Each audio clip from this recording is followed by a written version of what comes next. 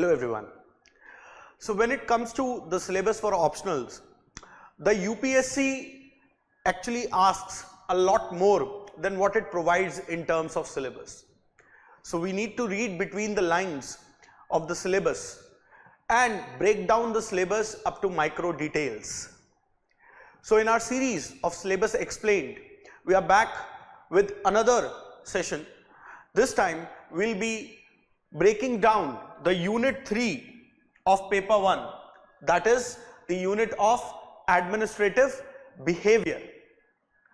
When it comes to the unit of Administrative Behavior, it is an extension to the Unit 2, that is the Administrative Thought.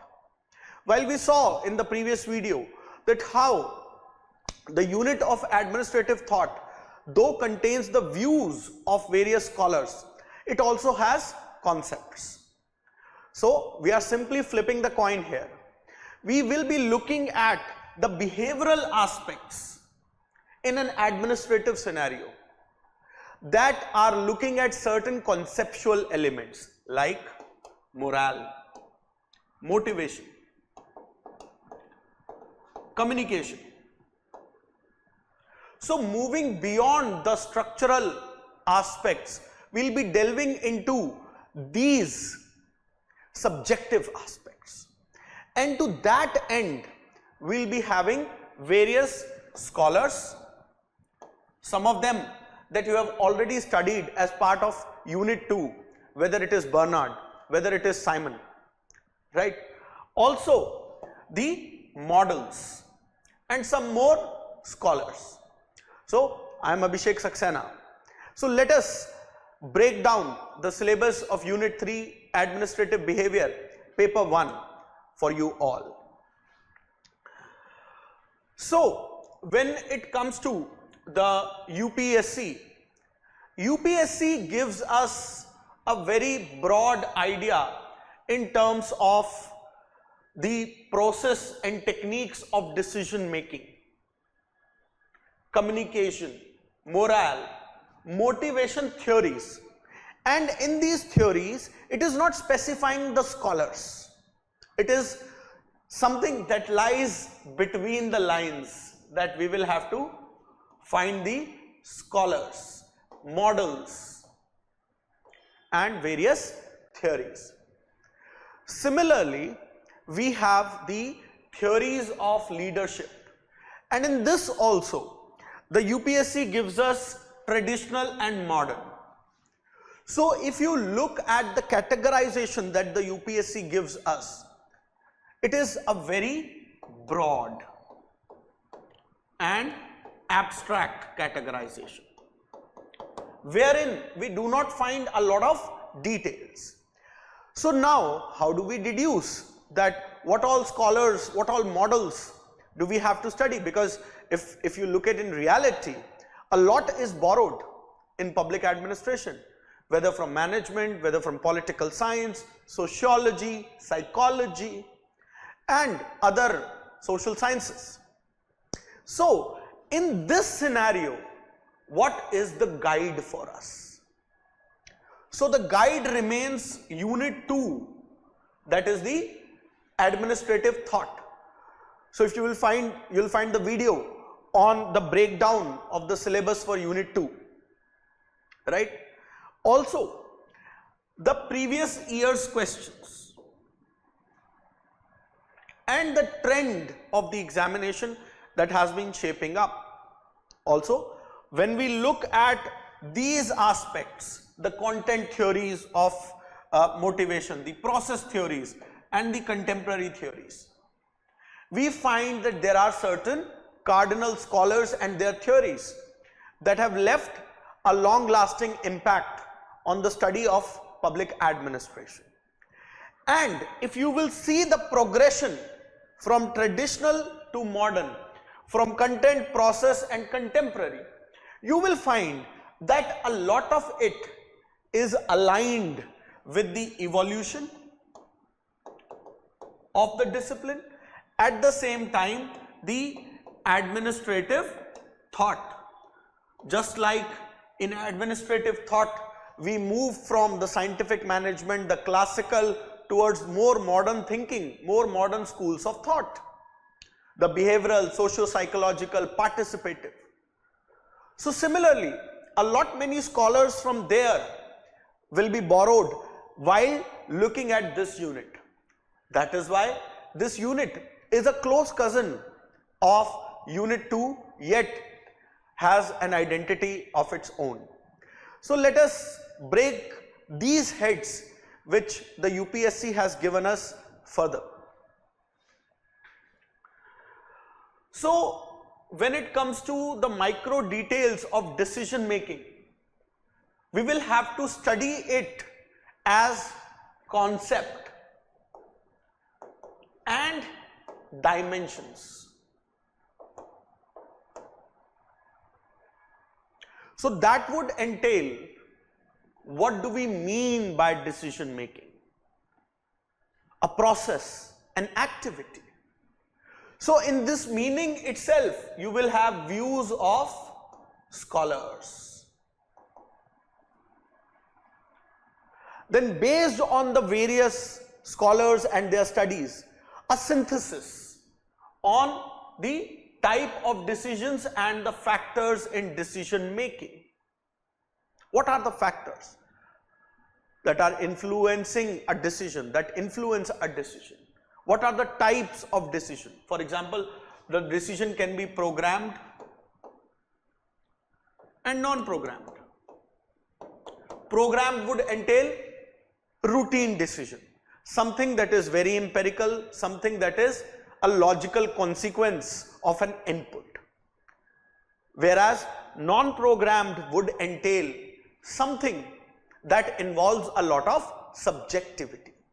So such typology given by various scholars. After this, we should look at decision making as a process, what all it entails. A process would mean a series of activities, a logical correlation. Once we have seen that, what is the modern research and analysis? How much of a role rationality plays in decision? For example, in the program decision, just like I gave a brief laymanish overview, the rationality will play a lot of role. Whereas in a non-programmed decision, the rationality will have a role, but it cannot be the sole determinant of the decision. So like this, we will have to deal with such elements. Then there are concepts like economic man, administrative man, okay? And then of course the types of decisions based on the constraints. What are the constraints? And the nature of the constraints, something that is internal, that is within the system. The external constraints, something that lies outside the system, something that lies outside the system. So in that sense, if you will see, the topic of decision making itself, it has so many threads underlying it. And often UPSC will focus on one or more of these threads in a combination. It is not going to ask just the meaning of decision making, no. Because all of these aspects are related. So after decision making, let us move to the next topic, that is the communication. And just the way we saw decision making, we'll have to see communication. I'm sure a lot of you would have attended the personality development classes, etc., somewhere, right? Direct communication, indirect communication, horizontal communication, vertical communication, verbal communication, written communication, all of those things, right? But certainly as part of the administrative theory and administrative behavior, we are looking at these but more. And also the level of depth and the conceptuality of the idea of communication varies. In turn, varies means broadens. So we'll have to look at the definition of communication from the point of view of various scholars. The process of communication. What all series of activities does it entail? Then the importance of communication, not in isolation, but vis-a-vis administration as part of an organization. Then the typology, a broad typology can be formal and informal communication. Okay? Then the concept of grapevine.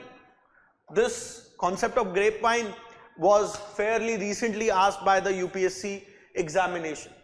It is a kind of an informal communication. And hence, such terminologies as concepts remain vital because the UPSC will just mention communication. Hence, we need to realize that this devil lies in detail and we need to catch hold of that devil. Moving further categorization, like I said, the downward, upward, lateral, that is horizontal. Okay. Then how the communication actually flows and floats in terms of a network wherein multiple actors are involved. If you see any scenario, there are multitude of actors. Even within an organization, there are subordinates and superordinates. There are people below and above in the hierarchy, people at the same levels. So how does it flow? The networks. And moving from the formal style of communication, the formal networks, and moving from the informal style of communication, the informal networks. How communication and technology flows. And through this, we will have to embed the view of scholars like Bernard. We talked about Bernard in Unit 2. So the learnings will be taken from there. We will be invoking those scholars and thinkers. Then of course, the barriers and the essentialities of communication. So here, while the understanding of the concept of communication and its various dimensions is necessary, it is essential, but it is not sufficient. We'll have to look at how this communication is floating in an organizational administrative scenario to complete the learning. At the same time, draw in examples. So, after communication, the next topic is morale. Just like we saw with the decision making and communication, the meaning of morale, linking morale with the civil service, right? And the relationship between motivation and morale. If the morale will be high, the motivation will be high. Is it the case? Always. Might be, might not. So these aspects will have to be looked into with conceptual and the scholarly analysis. So scholars are everywhere. Similarly, the difference as a concept and how does the two behave. The importance of morale vis-a-vis organization and administration. So all these characters, all these ideas, dimensions have to be explored, while the UPSC gives us just the topic morale. Hence, this micro detailing is essential, because without this, because the questions are going to be like this, they are going to be framed on these topics, these dimensions, It is not going to be on the head of the syllabus alone.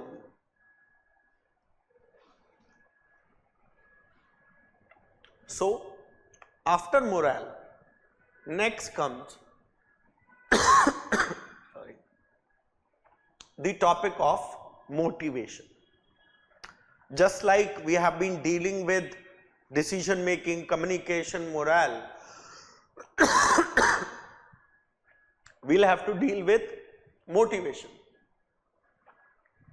Again, the scholarly views will flow in here, but it will not stop. There would be multiple theories, content and process theories. So certain new scholars are coming in to the picture which were not there in administrative thought. That is Maslow, his hierarchy of needs theory. This is a very popular theory. A lot of you might have read it even in NCERTs and definitely in management schools. Similarly, Herzberg two-factor theory. And each theory will have to be viewed in their theoretical percepts, the concepts that they touch upon, the concepts that they give. There will be a theory. For example, Maslow's need hierarchy theory will touch a concept of self-actualization. What is this? What are these concepts? So all of that has to be studied as part of the Maslow's need hierarchy theory, and how these theories get applied in organizational or administrative scenarios. Because the implication, the analysis, the application of those theories are essential. And just like every scholar and thinker, there are limitations, because somebody else who will come after them will improve upon them or will criticize them. Okay? Similar is the case of Herzberg two-factor theory. And then comes the theory X and theory Y, right? So the content theories will focus on the content, what constitutes the motivation, what brings about motivation, whereas the process aspect will focus on the process that brings about motivation, not just the content, right? So a scholar will be having a content orientation. From a content angle, that scholar is looking at an administrative scenario and building the theory that what this administrative scenario has that brings about motivation, or what it lacks if provided will bring about the motivation. Similar is the case of the process, that what process is being followed, what process can be followed to bring about the motivation. Then the contemporary and modern theories of motivation would entail ERG theory. And of course, we will have to sort of juxtapose the newer theories with the older ones and see what makes them different, see what makes them better, or see where they suit. So in that sense, a comparison and the implications. Moving further, more theories will come. McClelland's theory of needs, goal setting theory, reinforcement theory, expectancy theory. And if you'll see, we'll be looking at advantages. Advantages in what sense? Over the previous theories, and their limitations, implications. So, if you look everywhere, a broad framework emerges where we see the postulates of a theory, compare it with theories other than that, and see where they are advantageous, where they are lacking, and what implications do they have in the administrative scenarios. So in that sense, every theory has to be analyzed and looked at, dismantled, threadbare. This is something that the UPSC doesn't give us, right? But it gives us the broad idea, and it is for us to find these micro details. Certainly there can be more scholars, probably hundreds of them, right? But based on the needs, requirements, trends and various other aspects of the examination, we can deduce that broadly we can take them up, as well as this will help us understand the thematic aspect.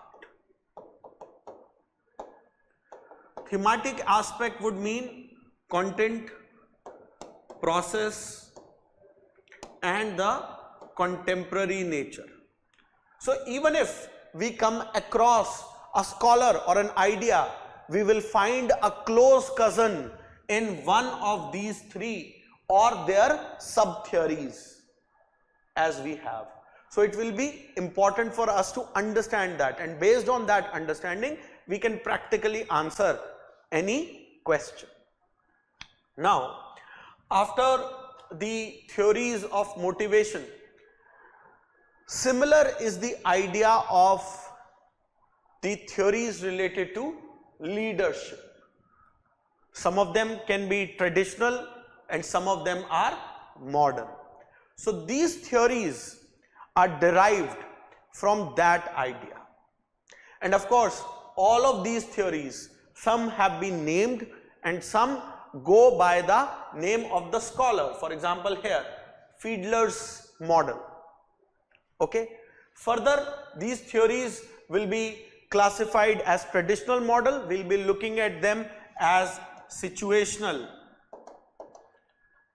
contingency theories. Something that they are emanating from the situation aspect, that whatever is the situation, so should be the action to satisfy that situation. An emergency or not can be a situation. Similarly, the contingency as a backup. Okay. So in this conceptual categorization, apart from the traditional and modern as the UPSC gives us, we can basically slot them up. So there are multiple theories: great man theory, trait theory of leadership, Ohio State studies, University of Michigan studies, managerial grid theory, contingency and situational theories like Fiedler's model, cognitive resource theory, Hersey and Blanchard's situational theory, leader-member exchange theory, path goal theory, and the leader participation model.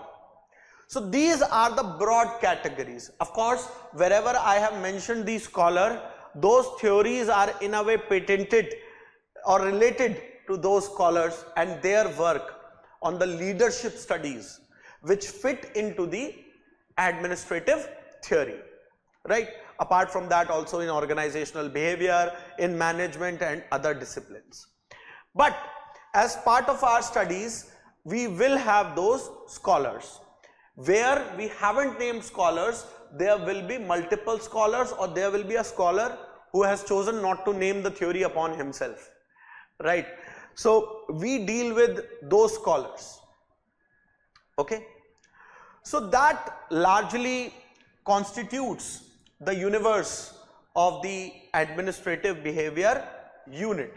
Now, as far as its footprint on the examination, over the past 9-10 years, we roughly see it is the 34.44, roughly 34.5 marks out of 400. I told you that the paper is set for 400, we have to attempt for 250, right? So a significant portion. And to decipher these trends further, I have actually broken down the pattern of questions that have been showing up in the examination. While theories of leadership is the most asked section, right? Morale is the least. So motivation second most at 3, communication 2, motivational theories 2. Okay. The placement of the question largely is in part A, and you will see an even distribution in the compulsory section of question 1, that is 7 times over the past 9 to 10 years. So that's a lot, and therefore this makes this unit important. Okay. Similarly in 2, 3, 4 you have the numbers. Now how do we study this? Apart from the classes, of course, if you talk about the key sources, because some of the scholars we are invoking there, so Prasad and Prasad works, but apart from that also the IGNOU material can act as the base. I keep on saying that IGNOU is the NCERT for optionals, especially for an optional like public administration, right? And apart from that, Mohit Bhattacharya, New Horizons of Public Administration. So this provides us a comprehensive breakdown of the unit of administrative behavior. We'll see you soon in another video breaking down another unit of public administration. Thank you.